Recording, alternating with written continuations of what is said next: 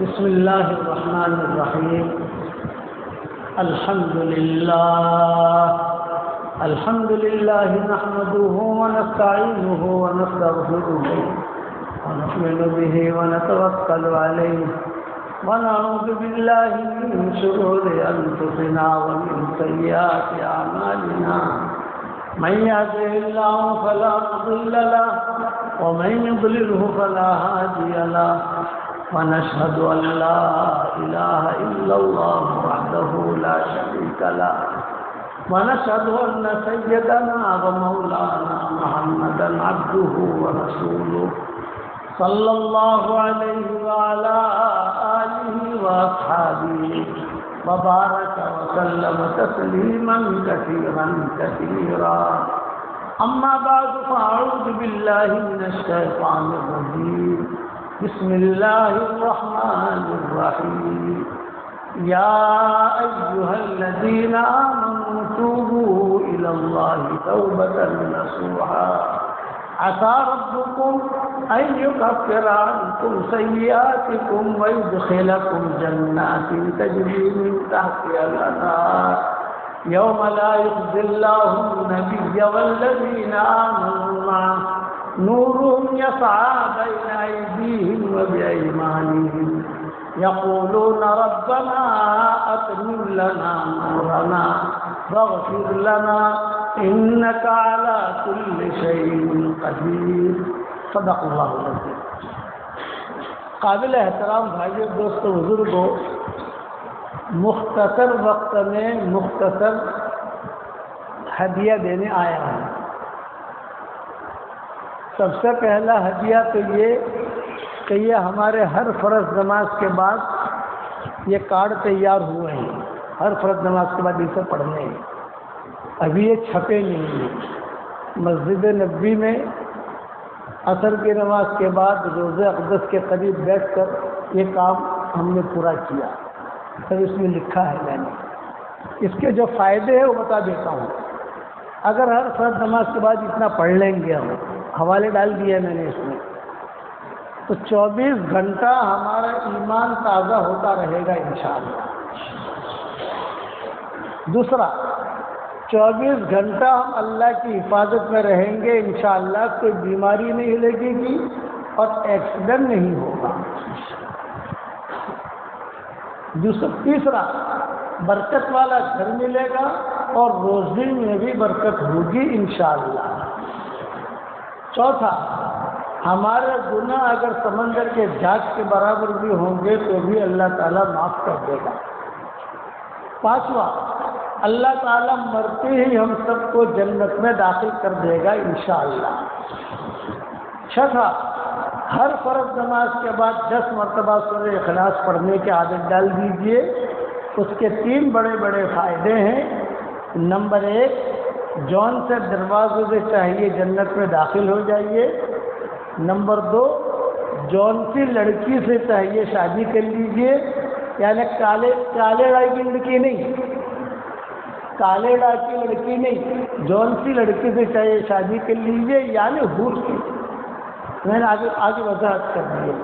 تیسرا، جنت سے بنگلہ بھی تیار ہو جائے گا انشاءاللہ.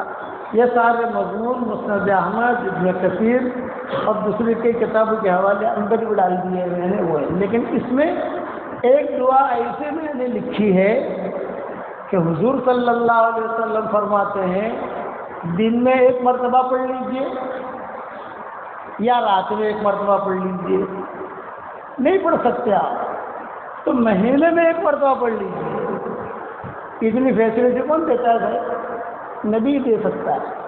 دن میں 1 مرتبہ پڑھ لیجئے یا رات میں 1 مرتبہ پڑھ لیجئے. نہیں پڑھ سکتے تو مہینے میں 1 مرتبہ پڑھ لیجئے، تو بھی اللہ تعالیٰ آپ کے گناہوں کو معاف کر دے گا. وہ دعا میں آپ کو ابھی پڑھا دیتا ہوں تاکہ 1 مہینے تک تو اپنا کھاتا کلیئر ہو جائے. پڑھو میرے ساتھ. لا الہ الا اللہ واللہ اکبر. لا الہ الا اللہ وحدہ لا الہ الا اللہ ولا شریک لہ لا الہ الا اللہ اللہ لہ الملک ولہ الحمد لا الہ الا اللہ ولا حول ولا قوت الا باللہ. یہ جو ہے ایک مہینے تک، آج کی تاریخ لکھ لیں اور اس کے بعد ایک مہینے تک آپ کے گناہ معاف ہوتے رہیں گے. اللہ حضور نے فرمایا کہ تمہارے گناہ اللہ معاف کرتا رہے گا. یہ ایک کتاب ہے چونکہ ابھی چھپی نہیں ہے، ابھی ہمارا قرآن کا کام چل رہا ہے. کچھ نسخے جو ہے میں محتمین صاحب کو دے دیتا ہوں، باقی انشاءاللہ آپ لوگوں کے لیے محتمین صاحب تک پہنچا دیں گے. یہ لیجیے، یہ کچھ نسخے ہیں تاکہ علماء جو ہے کتابوں کے حوالے دیکھتے رہیں اتنے سے آپ تک پہنچ جائے گی بقرہ عید کے بعد تک. اس لیے ابھی تازہ کام ہوا ہے مدینہ منورہ میں یہ، اور ہم قرآن کا ترجمہ بھی ہمارا چھپ رہا ہے. تو انہوں نے کہا کہ پہلے قرآن کا ترجمہ ہم چھاپ لیتے ہیں لفظ بلفظ، بعد میں انشاءاللہ اس کو لیں گے. آپ تک پہنچ جائے گی، ہم پہنچا دیں گے انشاءاللہ. ایک ہدیہ تو یہ ہو گیا. دوسرا ہدیہ یہ کہ 10 مرتبہ سورہ اخلاص پڑھو، جنت میں محل تیار ہو جاتا ہے. مسند احمد کی حدیث. تو آپ حضرات کو میں یہ کہتا ہوں کہ بھائی جتنا ہو سکے جنت میں محل بناؤ. کالڑا میں تو بہت محل بنا دیے ماشاءاللہ، مکان بھی بنا دیے، بنگلے بھی بن گئے. اللہ تعالیٰ اور ترقی دے گھر کے ساتھ. اب جنتی پراپرٹی بناؤ گے انشاءاللہ. اور آسان طریقہ یہ ہے کہ آپ کھانے کے لیے جاؤ تو جاتے جاتے ایک بنگلہ بنا دو. کھانے کے بعد مسجد میں آ رہے ہیں آپ وضو کر کے ایک بنگلہ بنا دو. رات کو جو ہے نیند نہیں آتی تو جو بنگلے بناتے سو جاؤ. اتنا تو کرو گے نا انشاءاللہ. اس کے بعد جو دعا مانگو گے اللہ آپ کی دعا قبول کرے گا. اور کم سے کم ہر فرض نماز کے بعد 10 مرتبہ تو سورہ اخلاص پڑھ لو. آپ بنگلہ بن گئے. 5 نمازوں کے بعد پڑھو گے تو 5 بنگلے تو تیار ہو گئے 100%. اور وہ اچھا ایک بات اور، جو اللہ جنت میں بنگلہ دے سکتا ہے وہ اللہ کالے ڈالی میں بنگلہ دے سکتا ہے، مکہ مدینہ میں دے سکتا ہے. جو جنت میں دے سکتا ہے تو یہاں نہیں دے سکتا، تو قادر ہے. تو پڑھو گے انشاءاللہ. تیسری بات میری تصویر ہے، جاندار، شاندار، مالدار، دیندار، ایماندار. نام سنا ہوگا آپ نے ماشاءاللہ. تو یہاں آپ کے یہاں دورے کے جہاں جاتا ہوں وہاں دورے کے طلبہ کو دیتا ہوں اور وہاں اساتذہ کو دیتا ہوں. اتفاق یہ کہ میں کاکوسی میں بیان کر کے آیا، کل چھاپی میں بیان کر کے آیا. میرے پاس تصویر تھی نہیں، ہم بھول گئے تھے. ماہی میں بیان کیا کل ہم نے، کاکوسی میں بیان کیا تو وہاں کسی کو نہیں ملی. لیکن تمہاری مقدر ماشاءاللہ آپ یہاں آنے سے پہلے سب تصویر کا انتظام ہو گیا. تو اساتذہ ہیں آپ کے 31 اور طلبہ ہیں یہ دورے میں 41، 72 تصویر. میری جاندار، شاندار، مالدار، دیندار، ایماندار یہ محتمین سب کے ہاتھ میں دے رہا ہوں. یہ ہمارے حضرت مولانا ہم میری طرف سے ہدیہ. یہ برکتی تصویر ہے انشاءاللہ. نوٹیں بھی بہت لائی کی، گھبرائیے مت، اور برکت بھی ہوگی انشاءاللہ. اس پر جو پڑھتا ہوں پڑھتے رہنا. حالانکہ کل سب جگہ پروگرام کر کے آیا، یہ ہاتھ لگے نہیں. اب کل دعوت الحق میں جا رہے ہیں انشاءاللہ ہم، تو وہاں دیں گے ان لوگوں کو انشاءاللہ. تو دورے کے طلب داخل جاتے ہیں تو وہاں مفتی احمد صاحب کے ہاتھ میں دے دیتے ہیں. تو مفتی احمد صاحب جو اپنے دورے کے طلبا کو پہلے سے کہہ دیتے ہیں کہ مولانا آگے جیسے 105 تھے گیا طالب علم. 101 مرتبہ تصویر کچھ کم تھی. میں فون آیا کہ بھائی اتنے طلبا کو نہیں ملی ہے، تو پھر ہم نے بھیجی وہاں. تو یہ آپ حضرت کو میری طرف سے ہدیہ آئی. یہ 3 باتیں ہو گئی. چوتھی بات کہ اللہ تعالیٰ اسے علم دیتا ہے جس کے دل میں طلب ہوتی ہے. رات میں نے چھاپی میں تفصیل سے امام شافعی کا قصہ بیان کیا کہ امام شافعی کون تھے، کیسے آگے بڑھے. آج آپ کے سامنے امام ابو یوسف کا قصہ بیان کرتا ہوں. امام ابو یوسف جس کا نام آپ سنتے ہوں گے فقہ کے اندر، ابو یوسف نے یہ کہا، ظفر نے یہ کہا، ابو حنیفہ نے یہ کہا. تو ابو یوسف جو تھے یہ یتیم تھی، ماں تھی. تو ماں نے کہا بیٹا دھندا کرو، ایسا دھندا کرو کہ جو روزی روٹی چلے اپنے. تو ماں نے کہا کہ دھوبی گھاٹ پر جاؤ، لوگوں کے کپڑے دھو. تو امام ابو یوسف نے جو ہے دھوبی گھاٹ پر جانا شروع کیا، لوگوں کے کپڑے دھونے شروع کیے، روزانہ جو کپڑے لے کے جاتے تھے، روزانہ کپڑے لے کر آتے تھے۔ امام ابو حنیفہ رحمۃ اللہ علیہ کی درسگاہ تھی، تو امام صاحب دیکھتے تھے کہ لڑکا جا رہا ہے، کچھ لڑکا آ رہا ہے، یہی لڑکا آ رہا ہے شام کو۔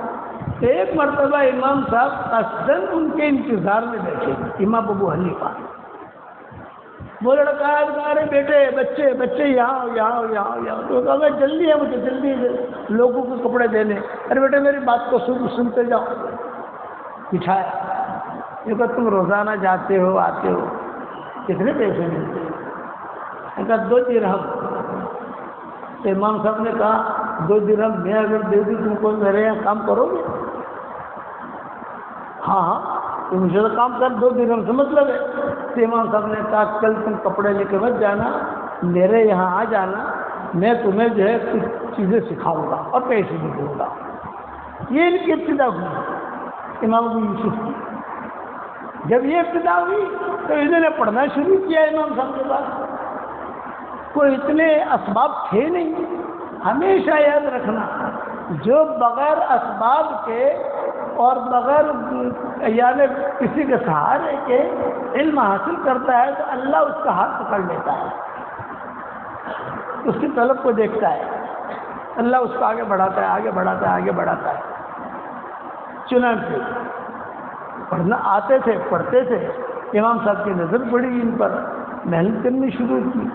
ماں کو پتہ چلا، ارے تو کیا کرتا ہے؟ اماں پیسہ تو لاتا ہوں۔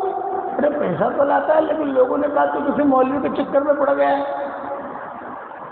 دھندا کیسے کرے گا، گھر کا خرچہ کیسے کرے گا؟ ماں نے کہا کہ میں پیسہ، لوگوں نے کہا یہ امام ابو حنیفہ کے پاس جاتا ہے، امام ابو حنیفہ کے پاس یہ جاتے ہیں اور وہاں کچھ کرتے ہیں۔ اب ماں جو ہے وہ آ گئی امام صاحب کی مجلس میں، اور یہ سامنے بیٹھے ہوئے تھے ابو یوسف، اور امام صاحب پڑھا رہے تھے سب کو، یہ بھی تھے۔ امام صاحب کے ٹاپ جو شاگرد تھے وہ 50 تھے امام ابو حنیفہ کے، کہ جن کے مشورے کے بغیر امام صاحب کوئی فتویٰ نہیں دیتے تھے۔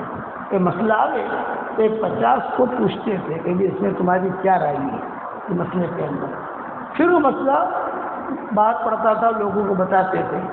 تو پہلے نمبر پر یہ ابو یوسف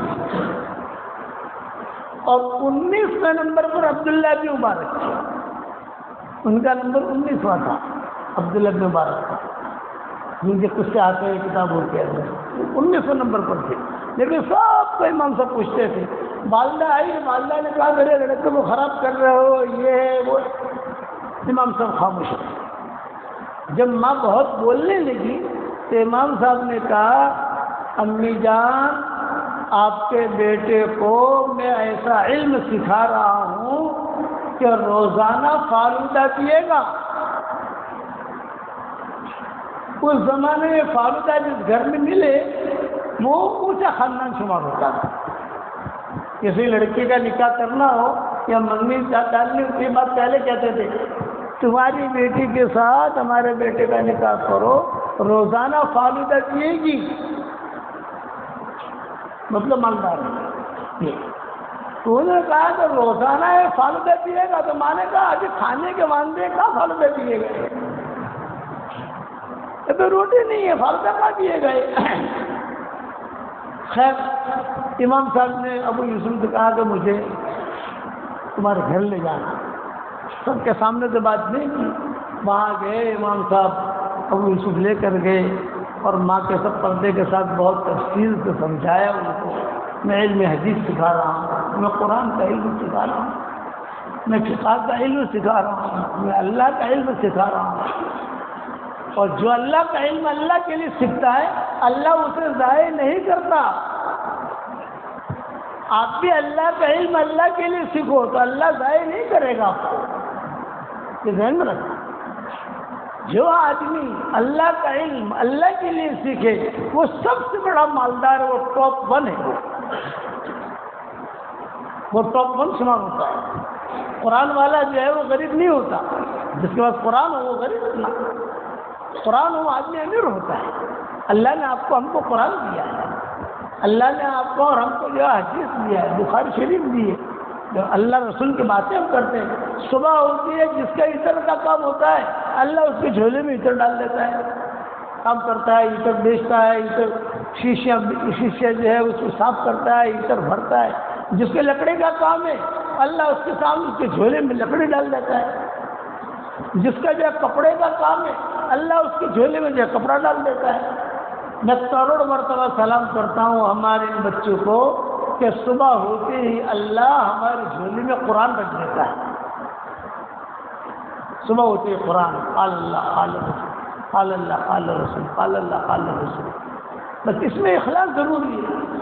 اب امام ابو حنیفہ نے محنت کی ابو یوسف پر کسب و کرسی میں، تو بعد میں جا کر یہ قاضی بنی، قاضی القضات،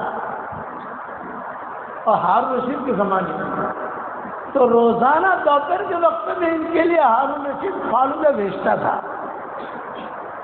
زبیدہ، ہارون رشید یہ فالودہ بھیجتے تھے کہ جاؤ قاضی صاحب کو جا کر فالودہ دو۔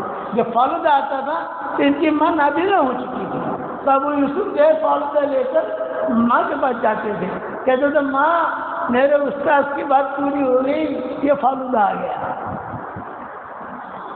یہ ابو یوسف کہتے، تو ماں بھی روتی اور ابو یوسف بھی روتی۔ اکرام کرتے تھے ابو یوسف کا، ہارون رشید بھی اکرام کرتے تھے، اور زبیدہ بھی اکرام کرتی تھی۔ پورا شاہی خاندان جو تھا، یعنی ان کو سب سے پہلے قاضی القضات بنانے کا ارادہ کیا ابو حنیفہ، ان کو کہا کہ آپ قاضی بن جاؤ، امام صاحب نے کہا چلیے۔ اسی وجہ سے امام صاحب کو جیل میں ڈالا تھا اس زمانے کے حکام نے۔ انہوں نے کہا کہ تم جو ہے امام صاحب نے کہا نہیں، میں ذمہ داری لے ہی نہیں سکتا، اور حدیث بیان کرتے تھے امام صاحب کہ میں نے حدیث پڑھی ہے جو بھی ذمہ دار ہوا اس کو حشر کے میدان میں طوق ضرور پہنایا جائے گا،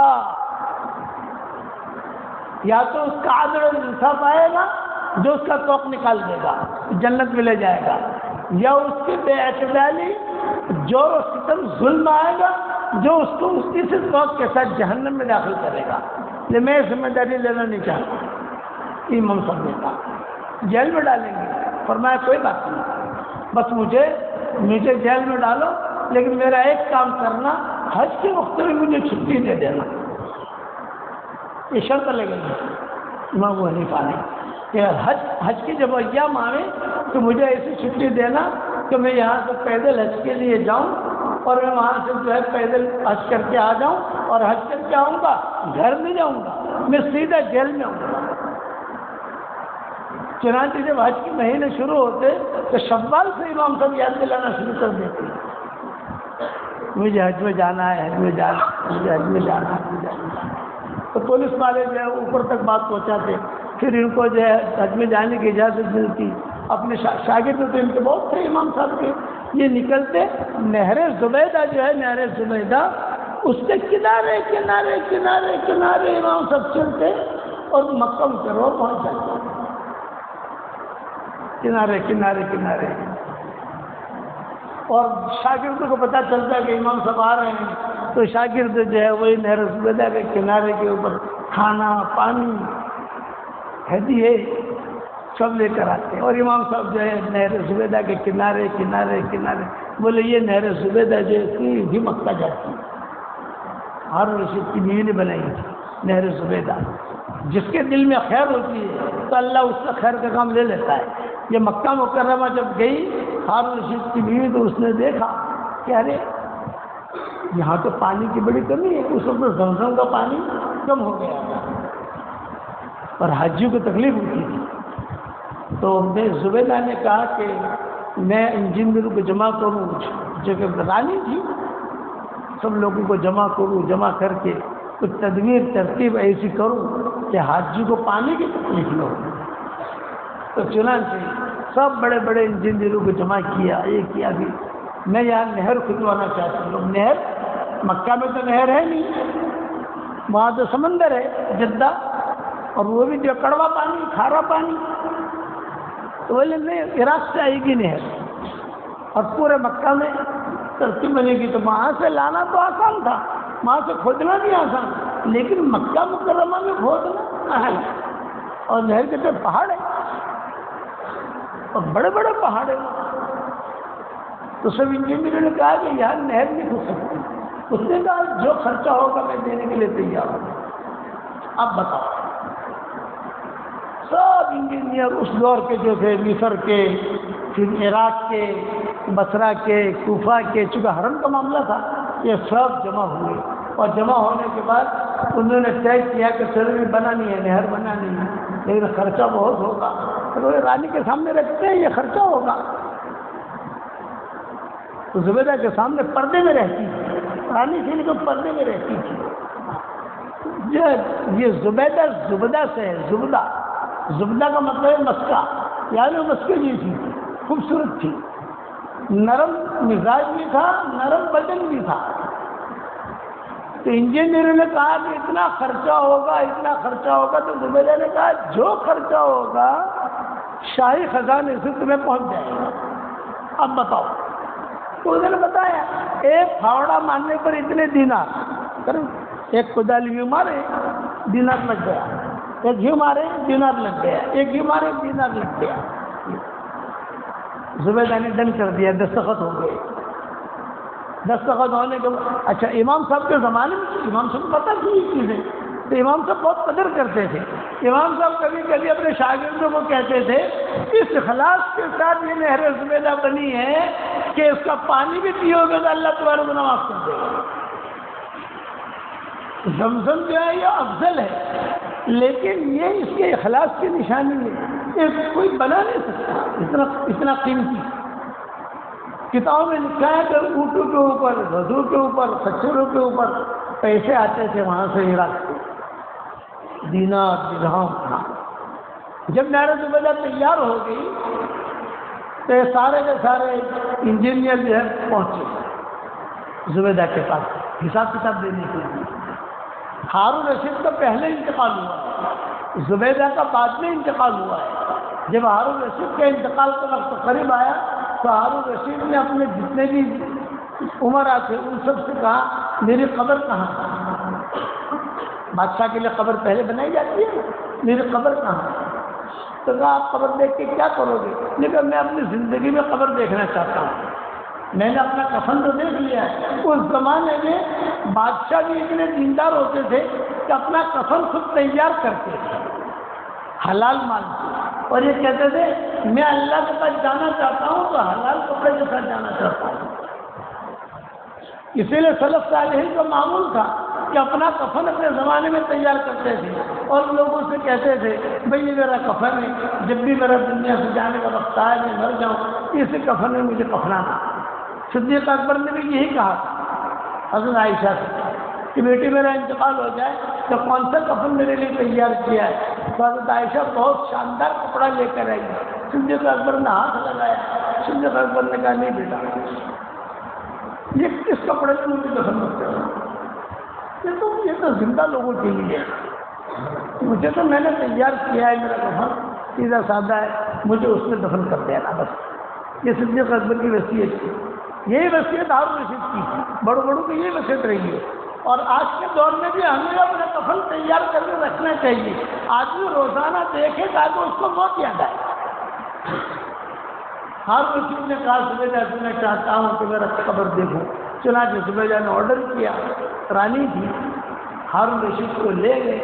وہاں جا کر جو ہے اس نے قبر دیکھی اور قبر دیکھ کر بہت روئے اور قرآن کے لیے آیت پڑھی فَأَمَّا مَنْ أُوتِيَ كِتَابَهُ بِشِمَالِهِ فَيَقُولُ يَا لَيْتَنِي لَمْ أُوتَ كِتَابِيَهْ وَلَمْ أَدْرِ مَا حِسَابِيَهْ يَا لَيْتَهَا كَانَتِ الْقَاضِيَةَ مَا أَغْنَىٰ عَنِّي مَالِيَهْ. اس پر بہت مَا أَغْنَىٰ عَنِّي مَالِيَهْ، میرے مال نے مجھے کوئی فائدہ نہیں پہنچایا. ہلک عنی سلطانیہ، میری بادشاہ ختم ہو گئی. بادشاہ تھے ہارون رشید، بنو عباس، بنو امیہ، بنو عباس، یہ تو خاندان چلے ہیں. بعد میں ان پر حالات آئے، بعد میں دوسرے خاندان شروع ہوئے. یہ دو جملوں پر ہارون رشید بہت ہوئے. ما اغنی عنی مالیہ، حلق عنی سلطانیہ، میرے مال نے مجھے کوئی فائدہ نہیں پہنچایا اور میری بادشاہت یہ بھی ختم ہو گئی۔ پھر خیر انتقال ہوا، وہیں دفن کیا۔ تو یہ ہارون رشید کی بیوی کے پاس سارے مکہ مکرمہ کے انجینئر حساب کتاب لے کر پہنچے۔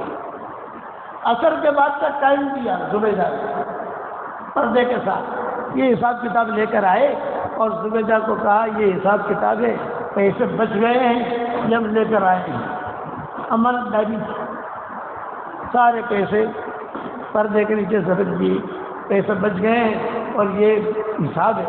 تو زبیدہ نے حساب دیکھا نہیں، وہ دجلہ دریا دجلہ کے کنارے پر اپنے پاؤں ڈال کر ایسے بیٹھی ہوئی تھی اپنی باندیوں کے ساتھ۔ تو اس نے کہا کیا لائے ہیں یہ لوگ دکھاؤ۔ یہ کہا یہ پوٹلی لائے ہیں، اس میں کیا ہے دیکھو، کیا دینار ہے، دینار کا مطلب سونے کے سکے۔ یہ کہا یہ سونے کے سکے کا واپس کرو، اور زور سے کہا جو مال اللہ کے لیے میرے گھر سے نکلتا ہے پھر میرے گھر میں واپس نہیں آتا، اسے آپ مکہ کے فقراء میں تقسیم کر دو، واپس نہیں دیں گے۔ حساب کتاب کیا ہے؟ کہ یہ حساب کتاب دفتر اس دور کے اعتبار سے۔ تو ہارون رشید نے جو اپنی زبیدہ نے اپنی اوڑھنی منگوائی، خاص اوڑھنی، وہ اوڑھنی منگوائی، اس میں اونٹ ڈالا اور اس کے اندر یہ جو حساب کتاب کا جو دفتر تھا یہ رکھا، اور یہ رکھ کر جو ہے اللہ کی طرف دیکھی اور یہ کہا ہے اللہ میں ان سے کوئی حساب کتاب نہیں لیتی ہوں، تم مجھ سے حساب کتاب مت لینا۔ اور یہ سارا کا سارا حساب کتاب جو ہے دریا دجلہ کے نام کر دیا، پھینک دیا۔ وہ دریا بہہ رہا تھا، بہنے کے ساتھ سارا کا سارا چلا گیا ان سے۔ اور یہ جملہ کہا کہ میں ان سے حساب کتاب نہیں لیتی، آپ بھی مجھ سے حساب کتاب مت لینا۔ تو امام صاحب کہتے ہیں کہ یہ اس کا اخلاص تھا۔ تو امام صاحب کہتے تھے کہ میں حج کے لیے جاؤں گا، تو جب بھی امام صاحب حج کے لیے جاتے تھے تو وہ نہر زبیدہ کے کنارے کنارے کنارے کنارے چلتے تھے، اور سارے شاگرد جو ہے وہ انتظار میں رہتے تھے امام صاحب کے۔ امام ظفر کا مکان آتا تھا بیچ میں، امام ظفر رحمۃ اللہ علیہ کا، وہ کھانے کا بہت لگے سڑا جاتا تھا، اندر نہیں جاتے تھے امام صاحب، تو کھانے کا بہت اہتمام کرتے تھے امام ظفر۔ اس سال میں ایک دن آتا ہے کہ میں میرے استاد کی خدمت کر سکتا ہوں، کھانا، کپڑے، ہدیے، ہدایے۔ امام صاحب وہاں سے لے کر جب واپس آتے ہیں دعائیں کر کے، تو جو جیلر ہوتا تھا نا، جیلر جیل میں ہوتا ہے، ان کے لیے زمزم لے کر آتے ہیں، مدینہ کی کھجورے لے کر آتے تھے امام ابو حنیفہ، اور گھر نہیں جاتے تھے۔ گھر والے کہتے تھے کہ تھوڑا یہاں آ کر ہم سے مل کر جاؤ، امام صاحب کہتے تھے کہ نہیں، میں نے ان سے وعدہ کیا ہے میں حج کر کے سیدھا جیل میں آؤں گا۔ چنانچہ حج کر کے سیدھا جیل میں آتے تھے، یہ ہمارے بڑے تھے۔ اس لیے بات میں اسی پر ختم کرتا ہوں کہ علم دین حاصل کرو اخلاص کے ساتھ، اساتذہ کا احترام کرو، کتابوں کا احترام کرو، علم یہ اللہ کا نور ہے، اس نور کا احترام کرو۔ اللہ نے مجھے آپ کو علم دیا، دیکھو اللہ کا کرم ہے، پنکھے کے نیچے ہم علم حاصل کرتے ہیں۔ ورنہ میرے والد صاحب رحمۃ اللہ علیہ فرماتے تھے کہ میں دیوبند میں پڑھتا تھا تو اس وقت میں میرے پاس اتنے پیسے بھی نہیں ہوتے تھے کہ میں کوئی روٹی خریدوں یا کوئی کام کروں، لیکن میں کہتے تھے کہ یہ مجھے کئی مرتبہ کہا انہوں نے، شرح جامع کا مطالعہ 14ویں رات کے چاند میں کرتا تھا۔ 14ویں رات کا چاند نہ ہو تو بولے لوگوں کو خوشی اور اعتبار شروع کی، مجھے خوشی یہ ہوتی تھی کہ میری شرح جامع کا مطالعہ ہو جائے گا، یہ ابا کہتے تھے۔ وہ محنت کے ساتھ علم حاصل کیا تو اللہ نے کتنا چمکایا، تو آپ بھی اسی محنت کرو گے انشاءاللہ۔ تو یہ بات یاد رکھو انشاءاللہ کہ اللہ کا دین ہمیں حاصل کرنا ہے، سب نیت کرو کہ انشاءاللہ دین حاصل کریں گے، دین کو دنیا میں پھیلائیں گے، تو انشاءاللہ ہماری نیتیں بڑی ہونی چاہیے۔ یہ موبائل ہوتا ہے نا، اس کے اندر جی بی ہوتی ہے 256 جی بی، وہ ہوتا ہے نا 500 جی بی۔ میں کہتا ہوں اپنے دماغ میں سم ہونا چاہیے اور دین کے خاطر اس کے اندر 10,000 کروڑ جی بی ہونی چاہیے۔ میں میرے دین کو کیسے پھیلاؤں؟ قدم کے ذریعے پھیلاؤں، قلم کے ذریعے پھیلاؤں، دعا کے ذریعے پھیلاؤں، کس طریقے سے پھیلاؤں؟ کل ہم رسول پور گئے تھے، وہاں اسکول بنا رہے ہیں، تو ایک آدمی پاؤں سے معذور، ہاتھ سے معذور، وہ ملنے کے لیے آیا تو رسول اللہ نے کہا کہ یہ آدمی جو ہے معذور ہے، لیکن اسکول کا کافی کام بیٹھے بیٹھے کر لیتا ہے اللہ کے لیے، ہم سے اچھا کہ معذور ہے۔ کئی محدثین ایسے گزرے ہیں جو معذور تھے لیکن دل کا کام کرتے تھے، بڑی بڑی کتابیں لکھی ان لوگوں نے۔ اس لیے آپ حضرات سے زیادہ وقت نہیں لوں گا، ابھی ہمیں 20 جگہ پہنچنا ہے، وہاں بھی پروگرام ہے، پھر انشاءاللہ رسول پور پہنچنا ہے، وہاں مسکرات میں بیان ہے، مردوں میں بیان ہے۔ آپ حضرات سے یہ درخواست کرتا ہوں کہ علم کو اللہ کے لیے حاصل کرو اور پھیلانے کی نیت سے حاصل کرو گے انشاءاللہ، اور سورہ اخلاص سے دوستی کرو گے انشاءاللہ، اور وہ یہ فرض نماز کے بعد کے کارڈ میں بھیجوں گا انشاءاللہ، وہ ترتیب بنا دینا، آپ کو آ جائیں گے انشاءاللہ آپ تک۔ تھوڑا سا میرے پاس ابھی تھے نہیں، تھوڑا لے کر سب جگہ تصدیق کر دیا میں نے، لیکن آ جائیں گے ہمارے جب چھپ جائے گا تو انشاءاللہ۔ پڑھنے کا اہتمام کرو، ہر چیز میں نے اس میں لکھ دی ہے، سنتوں کے بعد پڑھو یا سنتوں سے پہلے پڑھو، دونوں جائیں گے، زیادہ فتووں کے چکر میں مت پڑھنا، یہ گنجائش کی چیزیں اس کے اندر گنجائش ہے، کوئی بات نہیں، اور ہم لوگ فوراً پڑھتے ہیں۔ ہمارے یہاں کچھ کہتے ہیں کہ یہ سنت مقدمہ رکھا ہے، کہ سنت مقدمیہ جو بھی ہے وہ پڑھ لو، تو پہلے بات میں پڑھو گے، یہ جزوی چیزوں کے اختلاف مت کرو، یہ جزوی اختلافات ہیں، جزوی چیزوں کے اختلاف میں امت بہک جاتی ہے، جس کو جو جیسا ٹھیک لگے ویسا پڑھ لے گے، نماز سے پہلے سنتوں سے پہلے پڑھو، سنتوں کے بعد پڑھو، لیکن پڑھو، اس کا فائدہ ہوگا۔ خاص طور سے وہ دعا کہ حضور نے فرمایا چاہے مہینے میں 1 مرتبہ پڑھو لیکن پڑھو، کتنی بڑی فیسلٹی ہے، پڑھو گے انشاءاللہ بھائی۔ اور میں ہمیشہ دعا کرتا ہوں اس کے لیے جو میرے لیے دعا کرتا ہے، اگر آپ میرے لیے دعا کرو گے تو انشاءاللہ میری دعا میں پارٹنر رہو گے، کرو گے دعا انشاءاللہ، دعا کرو۔ اللہم لک الحمد کما انت اہل، فصلی وسلم علی سیدنا محمد کما انت اہل، وفعل بنا ما انت اہل، فانک اہل التقوی واہل المغفرہ۔ اللہم لا تردنا خائبین، اللہم لا تردنا خاسرین، اللہم لا تردنا حازمین، بل ردنا الی دیننا ردا جمیلا۔ اے ہمارے پیارے اللہ، ہمارے گناہوں کو معاف فرما، ہمارے خطاؤں سے درگزر فرما، ہمارے اس کالڑا کے مدرسے کو قبول فرما، پڑھنے والوں کو قبول فرما، پڑھانے والوں کو قبول فرما، اس میں محنت کرنے والوں کو قبول فرما، اچانک کا خیر ہمیں نصیب فرما، اچانک کے شر سے تو ہماری حفاظت فرما، ہمارا کھویا ہوا دل ہمیں واپس دے دے، ہمارا کھویا ہوا قرآن واپس دے دے، کھوئی ہوئی عزتیں واپس دے دے۔ اے اللہ اس مدرسے کو قبول فرما، اے اللہ اس مدرسے کی جو ضرورتیں ہوں ان ضرورتوں کا تو غیب سے تکفل فرما۔ اے اللہ رسول اللہ صلی اللہ علیہ وسلم نے جتنی خیر کے لائن کی دعائیں مانگی ہیں وہ ساری کی ساری ہم سب کے لیے مقدر فرما، اور جن شروع سے پناہ چاہیے ان شروع سے ہماری حفاظت فرما، اور اس علاقے کے ہمارے سفر کو تو بے انتہا قبول فرما، اور اپنے فضل و کرم سے ہماری ساری دعاؤں کو قبول فرما۔ سبحان ربک رب العزت عما یصفون وسلام علی المرسلین والحمد للہ رب العالمین۔ آج ہم مسافہ کرنا ہے بھائی، مسافہ کرنا ہے، لائن لگا لو، مسجد کا تو ہونا چاہیے، ٹھیک ہے، چلو آج